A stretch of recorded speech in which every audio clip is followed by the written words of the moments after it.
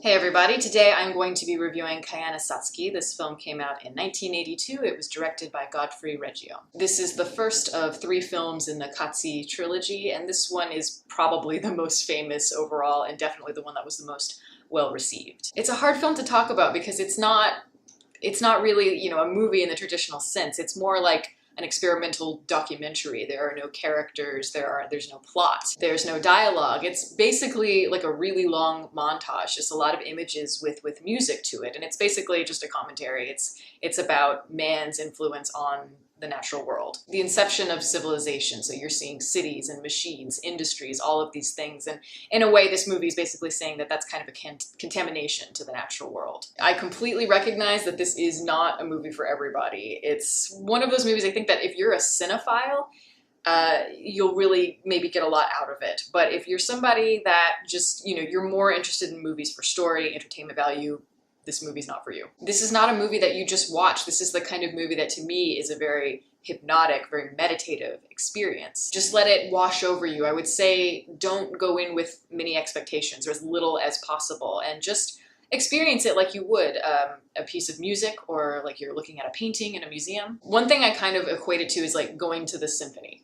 When I was a kid, this is gonna sound like the most snobby sentence of all time, but yeah, when I was a kid, my parents took me to the symphony a lot. They were classical musicians, so that was just something we did. It was something I didn't even question. What I loved doing when I was a kid was just kind of sitting in my seat and just closing my eyes and just letting myself experience everything, letting everything wash over me. It's like you're falling into the music, and I honestly approached this film very similarly. I saw this movie for the first time in a college course. It was something that they screened for us, and I remember it really well. I remember it was like stadium seating, one of those classes, and everybody was bored out of their fucking minds. Like, people were just like, oh my God, like, And I remember being like the only person that was just riveted. I remember like as soon as it was over, I wanted to go home and just look it up and find out everything I could about it. So I don't know, I think that it's one of those movies that I have a soft spot in my heart for it. This film to me is a piece of art, and not all art has to be the same. Not all movies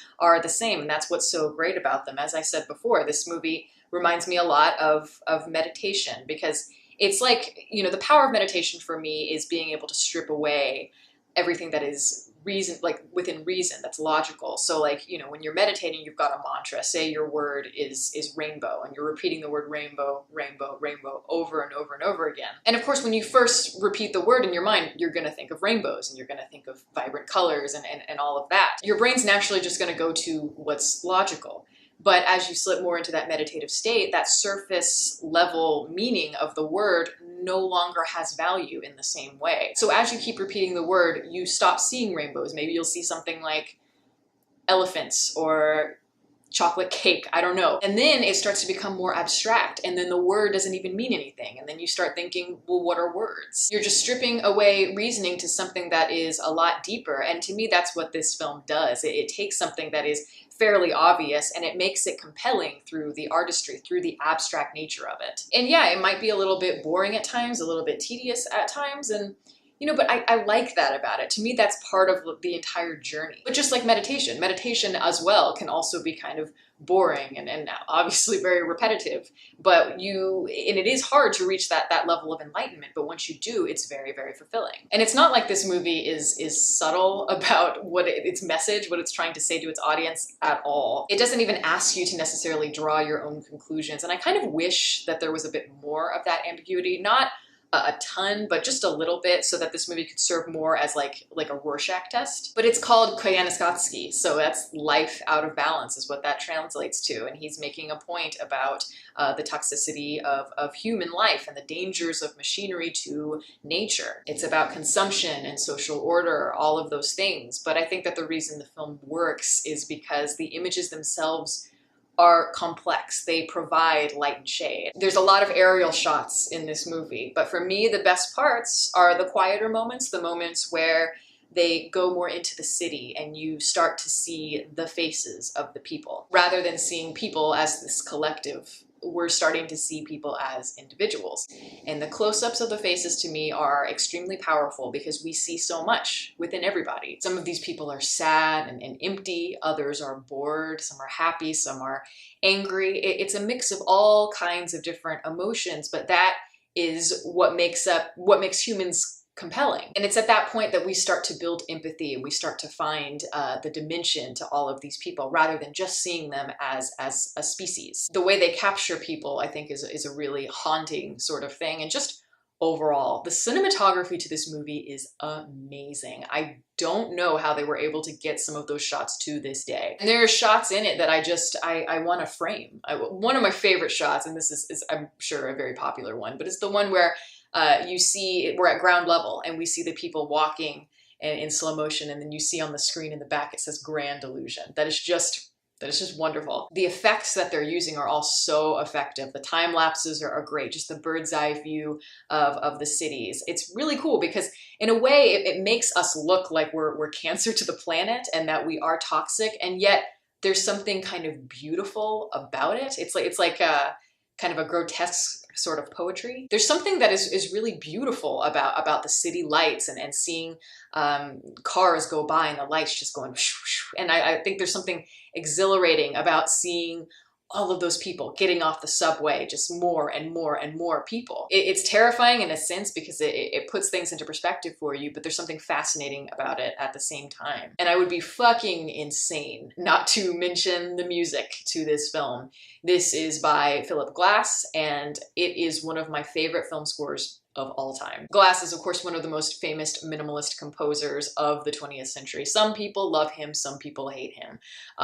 My family in particular does not like him. I'm one of those people that I think he's hit or miss, but when he's really good, I think he's absolutely incredible, and I think that this, in particular, Koyaanisqatsi, is one of his best works. I can't imagine any other music to this film, and I can't imagine another composer doing the music for this, just because Philip Glass is so tailor-made for it, because that's what his music really is, essentially. It's about the 20th century. It's about the world that humans have created. It's repetitive and it's monotonous at times, and a lot of people don't like that repetition. They find it annoying, but to me, there's this underneath there's this force of just hypnotic tension that pulls you in. It just builds and builds and compels you a lot like the images themselves. They work together. His music is reflecting that alienation, the irony of there are so many people, yet everybody feels so lonely. And the modern world, obviously, is a very haunting place. But I think that your experience listening to the music should be multifaceted, just like your experience watching the entire movie should be multifaceted.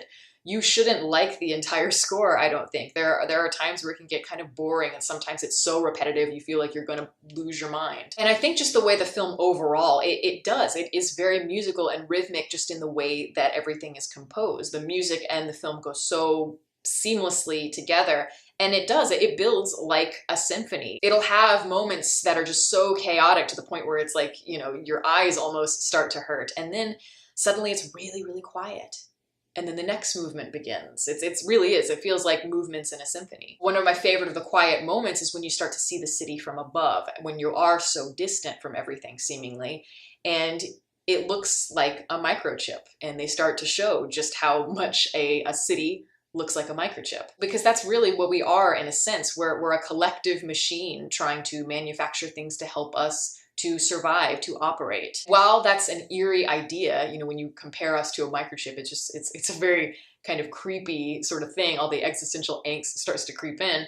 But at the same time, there's something kind of really complex about that, because microchips are complex. It is the heartbeat of the modern world, and I don't think anyone should dismiss that. I mean, yes, in a way it can be toxic, but there's something to be said for it as well. So for me, this movie does a lot of things. It's a movie that tries to explore humans in an interesting way, as well as criticizing them. As I said, this movie, I have a soft spot in my heart for it because I was in college when I saw it, and that's a time when your brain is very malleable and you're still forming your opinions on art and who you are, finding your voice. And I think that a movie like this did help me find that, because I'd never seen anything like it before. I recommend this movie to people that have that sort of curiosity and they're interested in art in all the ways that it can be expressed. It's not a difficult movie to find. It's fairly short, so, you know, if you haven't seen it, I recommend it. And that's my review. Thank you all for listening. All my social media information is below.